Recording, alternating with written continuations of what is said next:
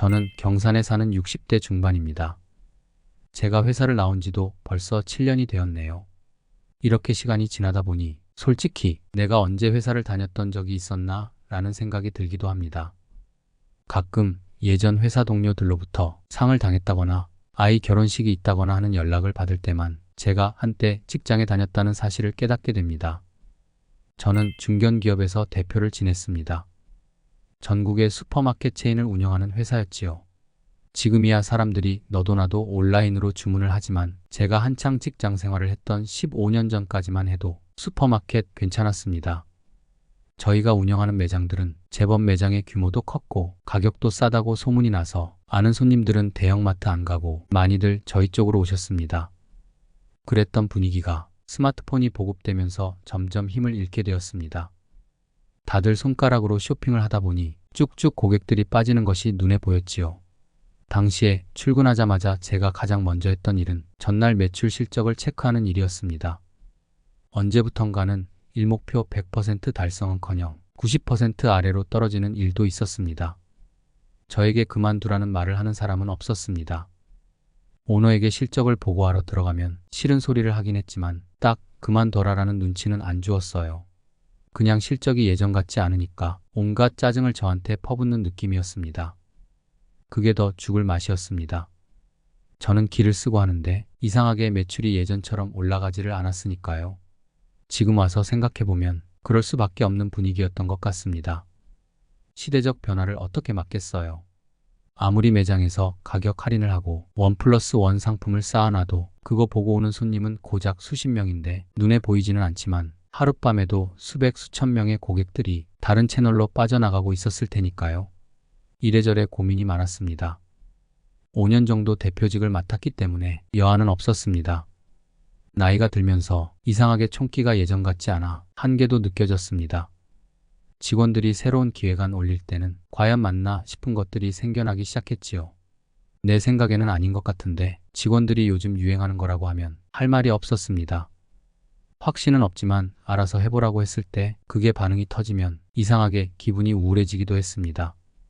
대표니까 매출이 올라가는 것을 좋아하는 게 맞는데 내가 점점 늑다리가 되나라는 생각이 들어서 자신감이 떨어지기도 했지요. 이래저래 고민만 하고 있는데 결정적으로 사건이 하나 생겼습니다. 저는 아직도 그날을 잊을 수가 없습니다. 한여름 어느 날이었습니다. 7월 말 8월 초는 바캉스 시즌이라고 해서 저희 같은 매장은 매출이 연중 최고로 오를 때입니다. 추석이랑 설날 같은 명절이랑 비교해도 손색이 없는 정도였지요. 사람들이 다들 놀러 간다고 삼겹살도 사고 수박도 사고 그래서 매장은 아침부터 엄청 분주하고 바쁜 시간을 보내게 됩니다.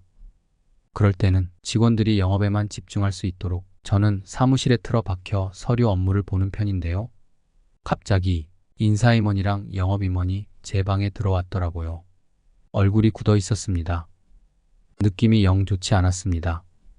내용을 들어보니 노동청에서 불시로 점검이 나왔다는 거였어요.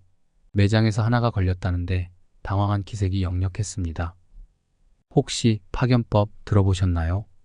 파견법은 파견 노동자를 보호한다는 취지로 제정된 법입니다.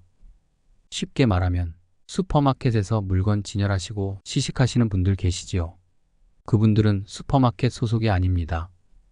다 그 브랜드 물건을 진열하고 시식하는 브랜드에 소속된 직원들이죠. 슈퍼마켓은 그 브랜드 사원을 직접 고용하지 않았기 때문에 그런 직원들에게 다이렉트로 업무 지시를 할 수 없다는 것이 파견법의 주요 골자입니다.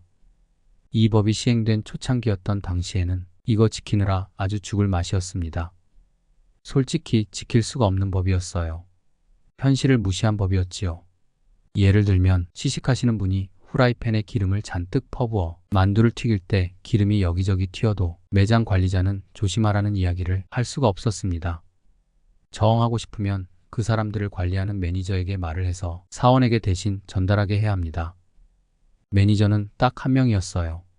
그것도 매장에 상주하는 게 아니라 여러 매장을 한꺼번에 관리하는 사람이라 여기저기 옮겨 다녀서 만나려면 약속을 잡아야 했지요. 이게 말이 됩니까?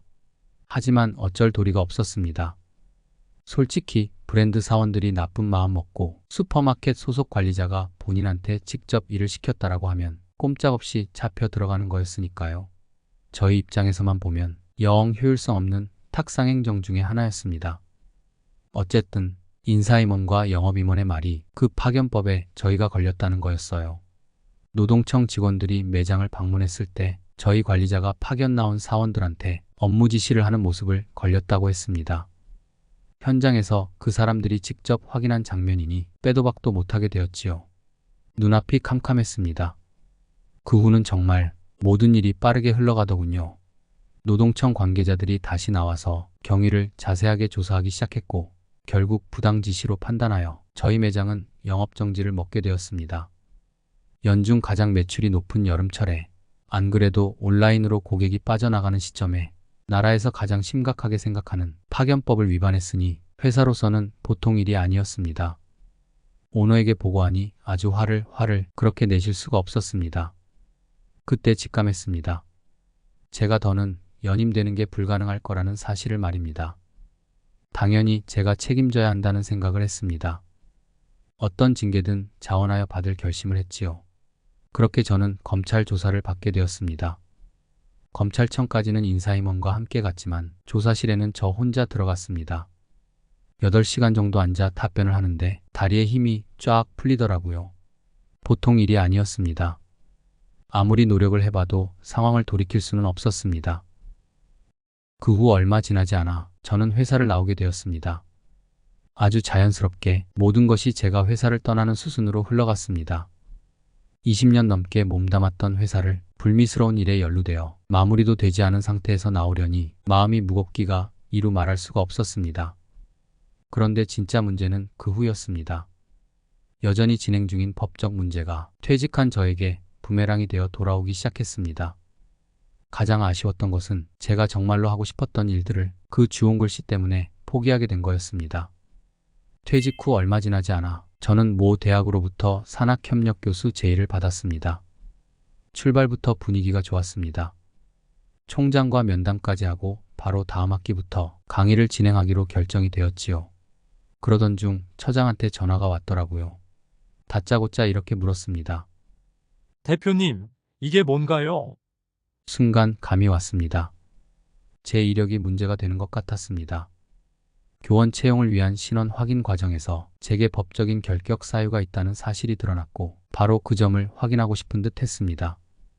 사실 저도 전혀 생각하지 못하고 있던 부분이라 놀라긴 마찬가지였습니다. 하지만 그냥 죄송하다고만 말했습니다.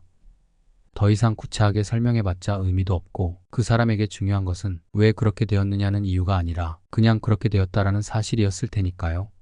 솔직히 저는 회사를 나올 때까지만 해도 전혀 예상하지 못했습니다. 근무 중 떠안은 책임이 새로운 출발을 하는 저에게 영향을 줄 거라는 상상은 한 번도 해보지를 않았습니다. 제 개인적인 잘못도 아니고 일하면서 후배들을 보호하느라 짊어진 사슬인데 그게 그렇게 문제가 될 줄은 몰랐습니다. 결국 퇴직 후 5년 동안 저는 아무 일도 할 수 없었습니다. 회사를 떠난 직후에 3년까지는 형이 확정되기 전이라는 이유로 또다시 2년은 집행유예가 확정되었다는 이유로 신원증명이 필요한 공식적인 대외 활동은 그 무엇도 하지 못했습니다. 참담했습니다. 퇴직 후 다음 단계를 위해 정말 바쁘게 움직여야 하는 중요한 시기에 발목을 잡히게 되자 이후로는 돌파구를 찾을 수가 없었습니다. 새로운 일을 시작하려면 걱정부터 앞섰습니다. 어차피 마지막에 틀어질 게 뻔한데 굳이 내가 이 일을 시작해야 하나 라는 생각이 들어 점점 혼자만의 세계로 빠져들게 되었습니다.